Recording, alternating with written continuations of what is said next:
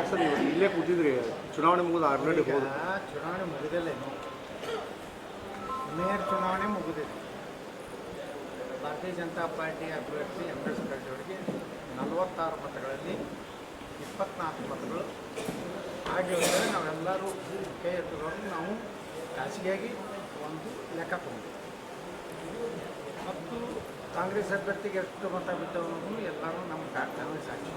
ಆದರೆ ನ್ಯಾಯಾಲಯದಲ್ಲಿ ಅದನ್ನು ಘೋಷಣೆ ಮಾಡುತ್ತೇವೆ, ಫಲಿತಾಂಶತೆ ಪ್ರಕಟ ಮಾಡಬಾರ್ದು ಅಂತ ನ್ಯಾಯಾಲಯ ಇದೆ. ಅದು ಪ್ರೊಸೀಜರ್ ಮುಗಿದೋಗಿದೆ. ಇನ್ನು ಉಪಮಹಾಪೌರ ಬಂದಾಗ ಉಪಮಹಾಪೌರದ ಪರವಾಗಿ ಅಂದರೆ ನಮ್ಮ ಅಭ್ಯರ್ಥಿ ಆದಂಥ ಶ್ರೀಮತಿ ಸುಮಿತ್ರಾ ಜಾಧವ್ ಉಪಮಹಾಪೌರ ನಮ್ಮ ಅಭ್ಯರ್ಥಿ ಏನಿತ್ತು ಅವರ ಪರವಾಗಿ ಮತ ಹಾಕುವಂಥದ್ದನ್ನು ಕೈ ಎತ್ತಬೇಕಂದಾಗ ನಾವು ಕೈ ಎತ್ತೀವಿ. ಅಲ್ಲಿವರೆಗೆ ಪ್ರಕ್ರಿಯೆ ಮುಗಿದಿದೆ. ಅಲ್ಲೂ 24 ಮತಗಳನ್ನು ನಾವು ಸುಮಿತ್ರಾ ಜಾಧವ್ ಅವರಿಗೆ ಹಾಕಿದ್ದೀವಿ. ಮುಂದಿನ ಪ್ರಕ್ರಿಯೆ ಪ್ರಾರಂಭ ಆದಾಗ ಜಿಲ್ಲಾ ಉಸ್ತುವಾರಿ ಸಚಿವರು ಒಂದು ಹಿರಿಯ ಸಚಿವರಾಗಿ ಏನೋ ಚುನಾವಣೆ ಅಧಿಕಾರಿಗಳ ಮೇಲೆ ಒತ್ತಡ ಇದೆ, ನೀವು ಮುಂದೆ ಹಾಕಲೇಬೇಕು, ನಮ್ಮ ಸರ್ಕಾರ ಇದೆ, ನಾವು ಏನಿದ್ರು 35 ಜನರನ್ನು ಡಿಸ್ಕ್ವಾಲಿಫೈ ಮಾಡ್ತೀವಿ. ಹಾಗೆ ಇದಕ್ಕೆ ಒಂದು ರೀತಿ ಚುನಾವಣೆ ಅಧಿಕಾರಿ ಮೇಲೆ ಒಂದು ರೀತಿ ಪ್ರಭಾವ ಬೀರುವಂಥ ಕೆಲಸ ಮಾಡಿ ಎಲ್ಲ ಅವರ ಏನು ಇವತ್ತು ನ್ಯಾಯಾಲಯದಲ್ಲಿ ಯಾವ 4 ವಿಧಾನ ಪರಿಷತ್ ಸದಸ್ಯರ ಮತದಾನವನ್ನು ಪ್ರತ್ಯೇಕವಾಗಿ ಅದನ್ನು ಇದು ಮಾಡಿ ಯಾರ ಪರವಾಗಿ ಹಾಕಿದ್ದಾರೆ ಅನ್ನೋಂಥದ್ದು ವರದಿ ಮಾಡಿ ಕೊಡಬೇಕಂತ ಹೈಕೋರ್ಟ್ ಹೇಳಿದ್ರು. ಅವ್ರನ್ನೆಲ್ಲ ಮುಂದೆ ತೆಗೆದುಕೊಂಡು ಬಂದು ಚುನಾವಣೆ ಅಧಿಕಾರಿ ಮೇಲೆ ಸಾಕಷ್ಟು ಸರ್ಕಾರದ ಪ್ರಭಾವ ಬೀರಿ ಇಡೀ ಚುನಾವಣೆಗೆ ಒಂದು ಹಾಳು ಮಾಡುವಂಥ ವ್ಯವಸ್ಥೆನ ಜಿಲ್ಲಾ ಉಸ್ತುವಾರಿ ಸಚಿವರು ಮಾಡಿದ್ದಾರೆ. ನಾವೇನೋ ಬೇಡಿಕೆ ಇತ್ತಂದ್ರೆ ಚುನಾವಣೆಯ ಒಂದು ಏನು ವೇಳಾಪಟ್ಟಿಯಂತೆ ಪ್ರಾರಂಭ ಆಗಿದೆ. ಯಾರು ನಾಮಪತ್ರ ಸಲ್ಲಿಸೋ ಪ್ರಕ್ರಿಯೆ ಮುಗಿದಿದೆ, ವಾಪಸ್ ತಗೋ ಪ್ರಕ್ರಿಯೆ ಮುಗಿದಿದೆ, ಚುನಾವಣೆ ನಾಮಪತ್ರ ಅದು ಸ್ವೀಕಾರ ಆಗಿದೆ ಅನ್ನೋಂಥದ್ದು ಎಲ್ಲ ಪ್ರೊಸೆಸ್ ಮುಗಿದು ಚುನಾವಣೆಯ ಕೊನೆಯ ಒಂದು ಹಂತ 3 ಹಂತ ಇತ್ತು. ಒಂದು ನಮ್ಮ ಅಭ್ಯರ್ಥಿಗಳಾದಂಥ ಶ್ರೀಮತಿ ಸುಮಿತ್ರಾ ಜಾಧವ್ ಪರವಾಗಿ ಮತವನ್ನು ಹಾಕಬೇಕು ಅನ್ನೋಂಥದ್ದು ಮುಗಿದಿತ್ತು.